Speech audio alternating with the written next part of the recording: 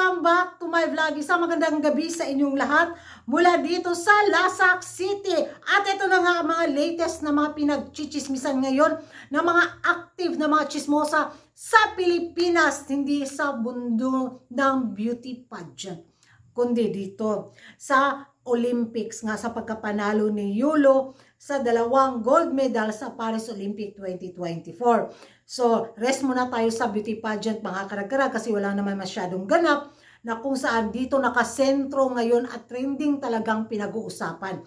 So, tinanong ako nakachismisan ko mga karagkara ano daw yung magiging reaction ko dito nga sa awayan, bangayan at lantaran na mga revelasyon sa pagkapanalo nga ni Yulo ng 2 gold medal na kung saan nag-react yung mama ni Yulo sa social media at rumesback naman si Yulo sa kanyang pa-live kasama yung GF niya. So yung mga chismosa, kanya-kanya sila talagang labasan ng kanilang opinion. Para naman sa akin ayoko talagang gumawa ng reaction mga karagkar kasi pamilya yan problemang pampamilya yan, di ba? Labas na tayo dyan sa yung content ng channel ko kasi nga beauty pageant to. Kaso nga dahil chismosa ka, chismosa din ako, makichismis na rin tayo para happy-happy tayo sa ekonomiya. Ganon.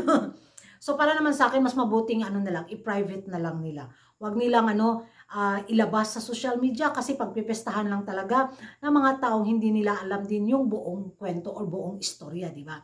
At ang pa nito, ang masama pa nito, dadagdagan yung story na parang yun?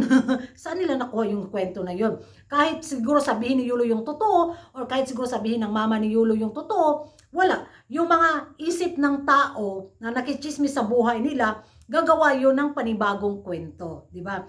So, hindi lang yung mama ni Yulo, magiging nito, target, hindi lang si Yulo, maging yung girlfriend ni Yulo, or maging yung pamilya ng GF ni Yulo, diba?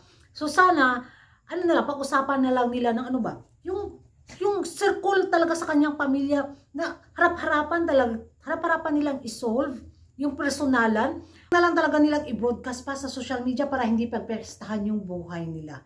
So, pamilya sila, di ba? So, hindi naman talaga may iwasan yan na may bangayan, may awayan na mangyayari sa family. Pero, yun, nasa nasa tamang edad na sila. Bilang anak, dapat din tayong magpakumbaba sa magulang natin at bilang magulang din, di ba, dapat din nating at tanggapin kung yung mali natin na nagawa natin sa anak natin, di ba? So, yun yung magiging reaction ko mga karaggarag tungkol nga sa issue na to. Walang ibang makapag-solve sa problema nila, kundi sila-sila lang din. Hindi yung opinion ng mga ibang tao na i-broadcast nila, ganon. So nakakasad, di ba? Dapat mag-celebrate sila dahil yun nga, sa pagkapanalo ni Yulo, ayun yung naging eksena ngayon. Pinagchichismisan yung buhay nila. Ay, ambot lang. Naalala ko din yung nangyari kay Sarah Geronimo, di ba? So ganon din yung nangyari na kung saan yung nanay din ni Sarah hanggang ngayon hindi pa rin sila bati. Ay. So, yun na mga karagkarag, yung magiging reaction niyo dito nga sa mga pa-issue na talagang trending siya sa social media na wala talaga yung sirkulasyon sa beauty pageant mga karagkarag dahil nga sa mga pa-issue na to, sa mga interview na labasan, sa mga pa-live na labasan, ay kabibog yun sa buhay chismosa ni Coragan. Yan ang mga karagkarag, mag-ingay tayo sa comment section kung ano yung magiging reaction ninyo.